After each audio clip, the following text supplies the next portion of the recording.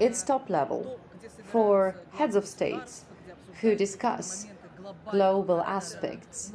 And what about the ordinary person? Why do we need to understand what BRICS is? Why do we need that? Let's discuss it. I'd like to introduce myself. I'm Anastasia Golyakova. I'm co-founder of the YouTube channel Think BRICS, and I'm Elena Borodina, and Anastasia has agreed to respond some questions for us. So we started discussing what is BRICS, why do we need it, how do we perceive it? And for most people, BRICS is something far-fetched, something for politicians and ordinary people, in principle, have nothing to do with BRICS, right?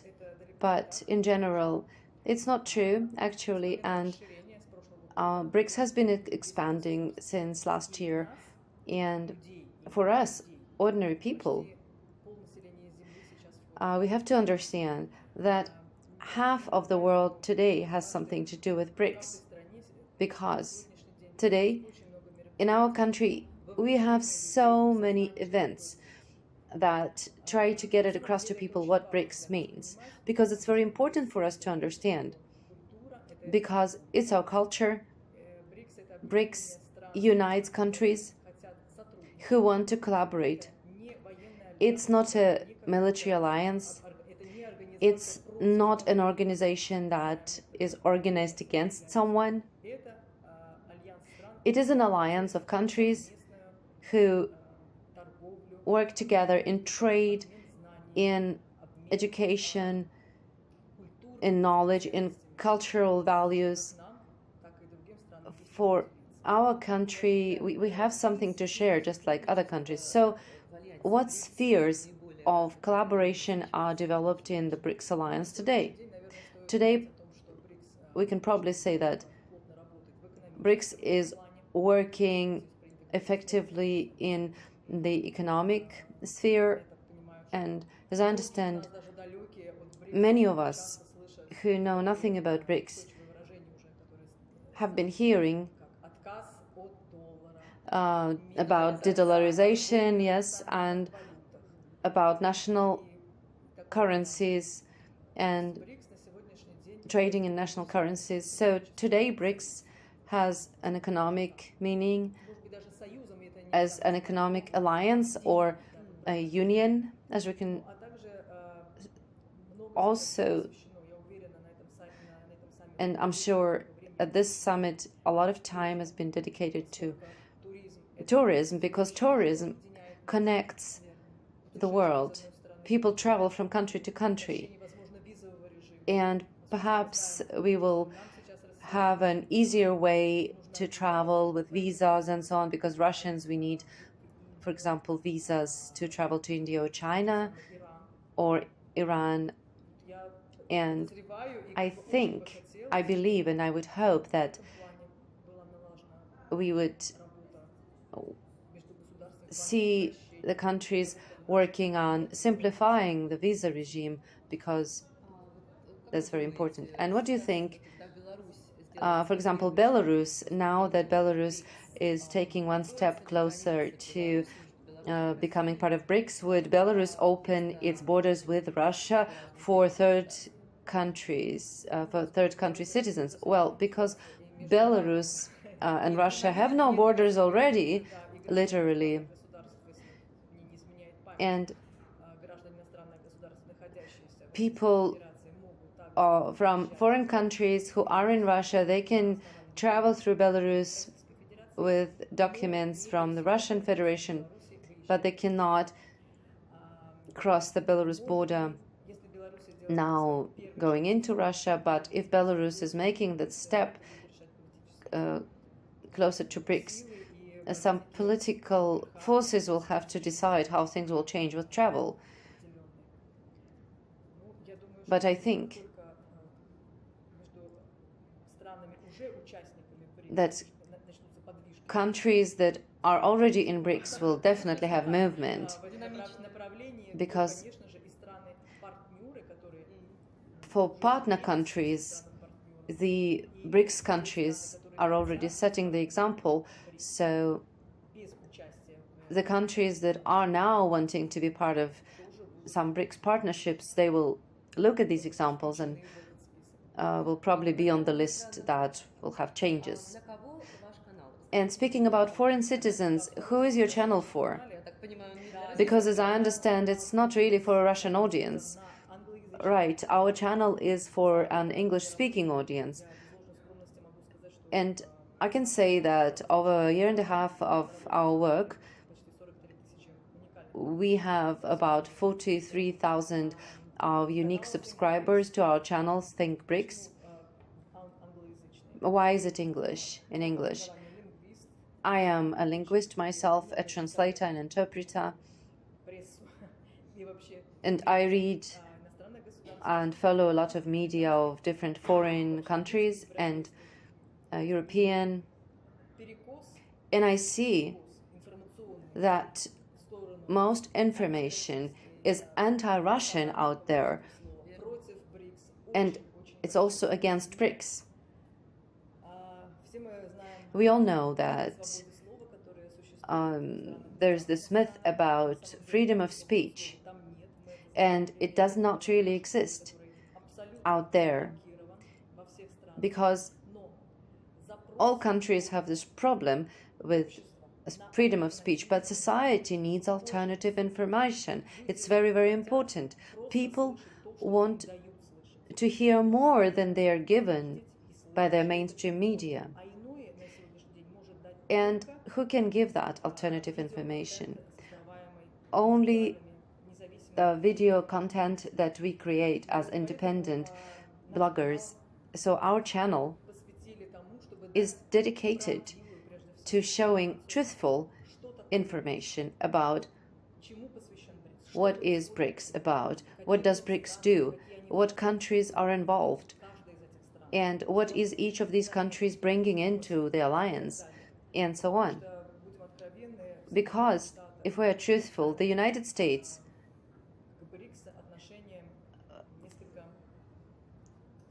is very skeptical about BRICS, and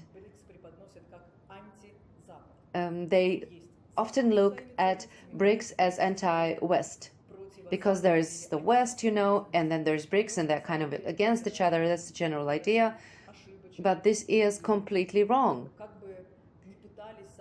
No matter how they try to create this idea that BRICS is dangerous, BRICS is a threat. Again, coming back to our channel, we make videos almost every week about what's happening in BRICS countries, economically and culturally, socially, and it's all unique. We see that every country can do something, can give something of its own. For example, Iran. What do we know about Iran? Western countries see Iran and Russia as some horrible beast that tries to attack everyone, to do some evil, but really it's a beautiful country with a rich culture. And these countries, they have elections, yes, that's right. And when Iran joined BRICS, the agenda was, another beast has entered BRICS, has joined BRICS, because there was this China, India, Russia, and here now we have, like at the previous summit, they talked about 5 more countries joining: Iran, Egypt, the Emirates, Saudi Arabia, and Ethiopia. So the bloc is growing, and the countries are getting more and more, different countries are getting more and more interested. So what is BRICS? Here we are, all at this summit, so many of us, of journalists from 59 countries, if I'm not wrong, are present here.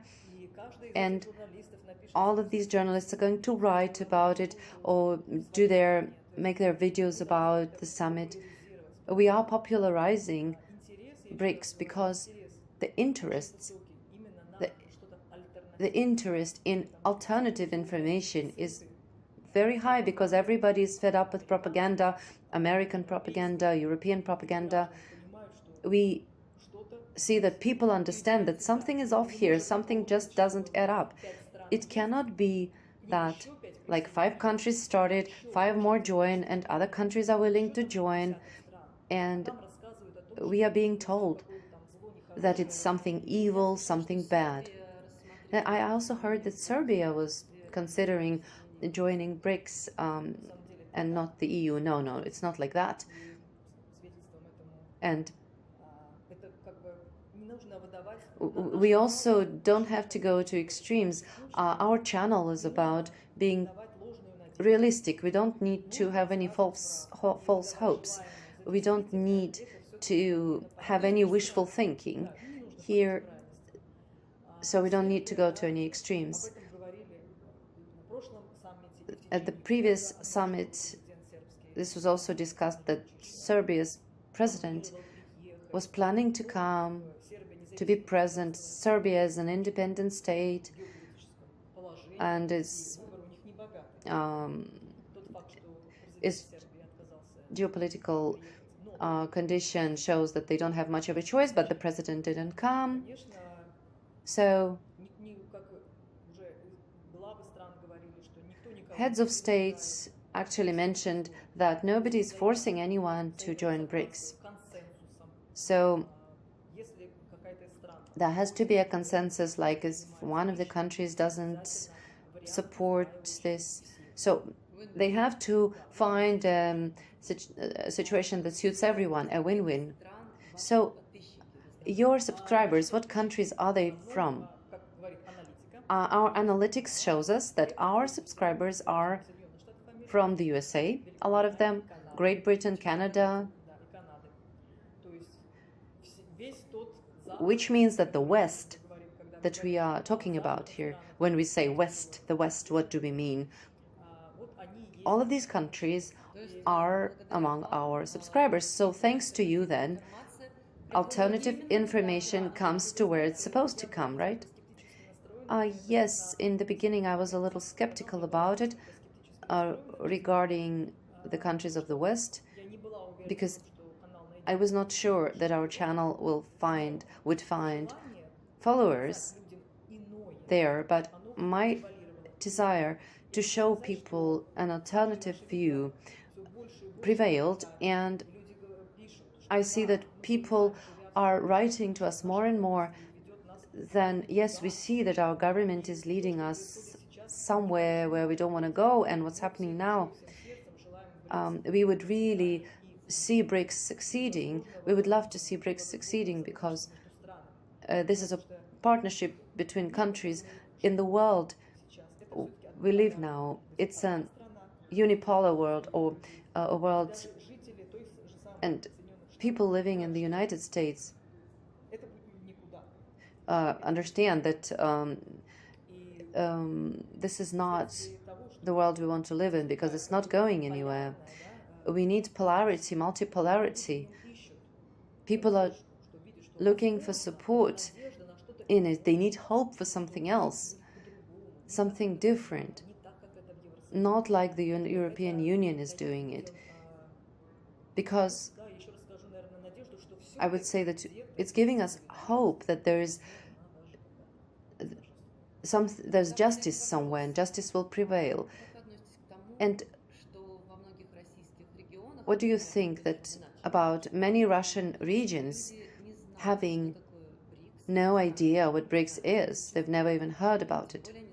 And just ordinary people. Well, I think that our media has to do something because, for example, the summit here today, for example, back in 2022, when the special military operation began, that was the first time the word BRICS started being mentioned by Russian media, and that Russia is in BRICS and so on, and that BRICS exists. So before that, we didn't really know much about it. That actually BRICS was 4 countries in the beginning, then South Africa joined. Every 4 years, Russia actually held the BRICS summit because it's in alphabetic order that the summits are being held, the alphabetic order of the names of the BRICS countries. Every 5 years, our country held the summit. Who knew about it? So, today, Russia is not isolated from the world, and BRICS is building. Russia is building a BRICS world.